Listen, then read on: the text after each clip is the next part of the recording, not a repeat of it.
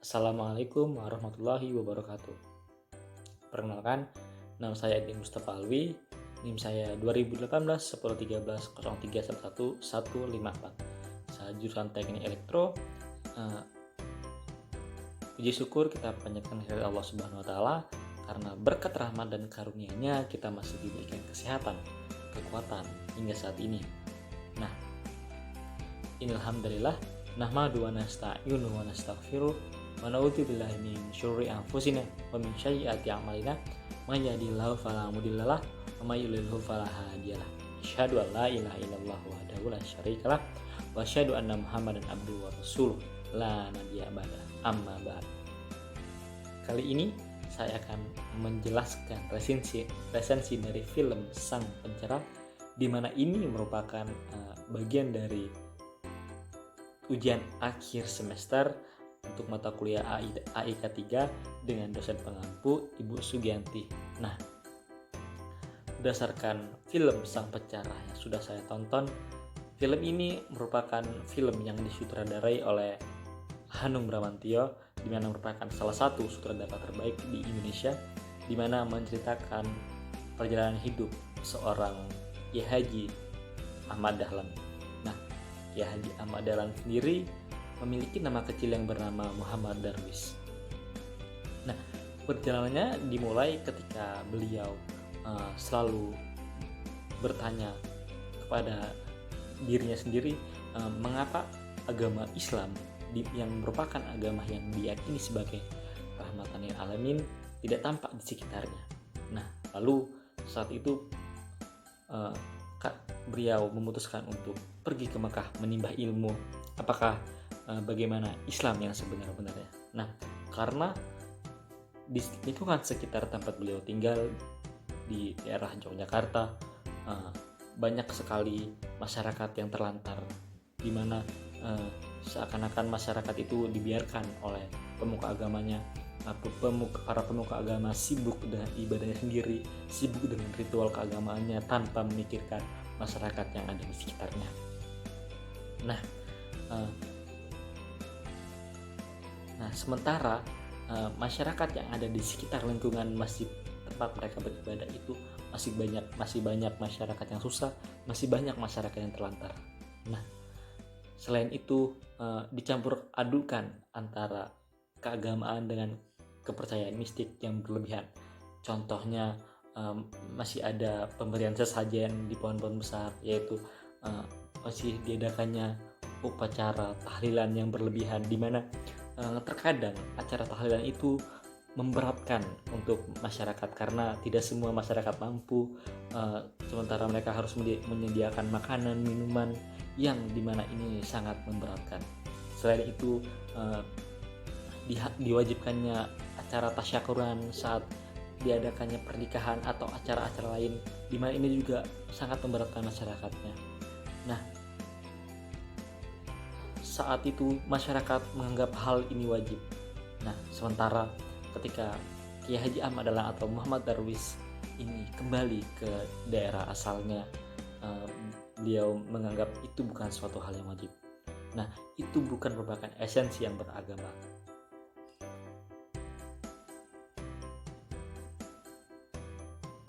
Lalu ketika masyarakat sekitar tempat tinggalnya ketika menganggap orang berbeda dari dirinya, berbeda pemahaman agamanya, itu dianggap kafir. Nah, ini merupakan hal yang salah karena kita tidak bisa mengkafirkan seseorang ketika dia masih mempercayai bahwa dia beriman kepada Allah. Nah, ini merupakan hal yang sangat keliru. Disinilah Kiai Haji Ahmad Dahlan berusaha membenahinya dari mulai arah kiblat yang tidak sesuai dengan peta yang beliau punya. Namun lagi-lagi banyak terdapat rintangan saat ingin menyampaikan kebenarannya, karena orang menganggap kalau peta itu buatan orang kafir, jadi beliau tidak boleh mengikutinya. Nah, beliau mendirikan langgar sendiri, di mana beliau mendirikan tempat belajar mengaji sendiri dengan beberapa orang muridnya. Lalu perjalanan beliau ini tidaklah mudah, di mana di Mekah beliau memiliki guru membaca pemikiran dari Jamaluddin Al-Afghani. Nah, selain itu banyak sekali rintangan yang dihadapi oleh Kiai Haji Ahmad Dahlan, mulai dari langgarannya digusur, dihancurkan karena tidak sesuai dengan penghulu, yang mana penghulu tersebut masih mengikuti paham kalau tahlilan itu wajib, kalau tasyakuran berlebihan itu wajib, kalau arah kiblatnya tidak mengikuti masjid besar itu salah. Nah, lalu Kiai Haji Ahmad Dahlan terus belajar, beliau terus sabar sehingga sampai pada saatnya beliau diberikan kesempatan untuk bergabung dengan organisasi Budi Utomo. Nah, disitulah beliau belajar organisasi dengan baik. Lalu beliau diberikan kesempatan untuk mengajar agama Islam di sekolah yang mana mayoritasnya adalah dari kalangan penjajah Belanda. Nah, saat itu beliau memanfaatkan peluang dengan baik, belajar dengan mengajarkan Islam sesuai dengan Islam rahmatan lil alamin, Islam yang diridhoi Allah. Nah, sampai pada akhirnya beliau bertekad untuk mendirikan sebuah madrasah. Nah, disitulah beliau mengajak masyarakat miskin di sekitar tempat tinggalnya untuk belajar, untuk menimba ilmu, karena ketika anak-anak memiliki ilmu maka akan memiliki masa depan yang cerah, memberikan perubahan untuk daerah sekitarnya. Nah, di situ beliau sangat diterima oleh anak-anak itu, merupakan kegiatan yang mulia. Nah, akan ya lagi-lagi perjuangannya itu tidak mudah. Orang juga berpikir bahwasanya sekolah yang didirikan merupakan sekolah kafir karena menggunakan meja, menggunakan tempat duduk yang mana itu tidak sesuai pada saat itu. Nah, saat Kiai Haji Ahmad Dahlan mengikuti organisasi Budi Utomo, disitulah lahir inspirasi untuk mendirikan sebuah Muhammadiyah. Muhammadiyah merupakan organisasi sebuah perkumpulan yang didirikan dengan maksud untuk tujuan sosial, dan ini bukan sebuah organisasi politik, di mana Muhammadiyah berarti pengikut Nabi Muhammad SAW, dan ini disetujui oleh beliau dan para santrinya, dan saat itulah beliau mengangkat para santrinya sebagai pengurus pertama Muhammadiyah.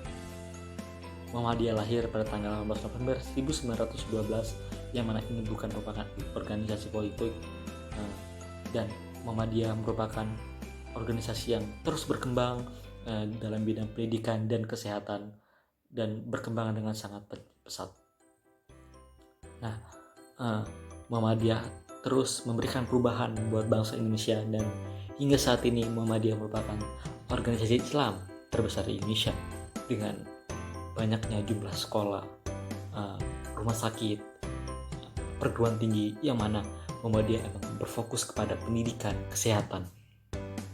Nah, Muhammadiyah terus berkembang hingga saat ini. Sampai saat ini Muhammadiyah itu sangat berpengaruh, di mana Kiai Haji Ahmad Dahlan memberikan sebuah doktrin yang isinya hidup-hidupilah Muhammadiyah, jangan mencari kehidupan Muhammadiyah. Dan saya pikir film ini filmnya sangat bagus, filmnya sangat layak untuk ditonton, filmnya sangat menginspirasi, di mana yang dapat saya ambil adalah kita tidak boleh putus asa, tidak boleh mudah menyerah atas usaha yang kita lakukan, apalagi usaha itu baik, usaha itu memberikan manfaat yang banyak untuk masyarakat sekitar. Pasti bakal ada rintangannya, apalagi kita menyerukan kebaikan, menyerukan agar orang terus beribadah kepada Allah, agar kita terus beriman kepada Allah. Tentu banyak rintangannya, tapi akan selalu senantiasa diridhoi oleh Allah Subhanahu wa taala, dan pasti Allah akan bantu kita. Seperti Kiai Haji Ahmad Dahlan yang tidak pernah menyerah, tidak pernah putus asa untuk mendirikan Muhammadiyah. Banyak sekali rintangan yang beliau hadapi. Ini merupakan inspirasi sekali buat kita, dan saya sarankan teman-teman semua untuk menonton film ini karena filmnya sangat bagus dan sangat menginspirasi. Mungkin itu saja yang bisa saya sampaikan. Mohon maaf apabila banyak kesalahan dan kekurangan, karena saya juga masih belajar. Saya akhiri, wassalamualaikum warahmatullahi wabarakatuh.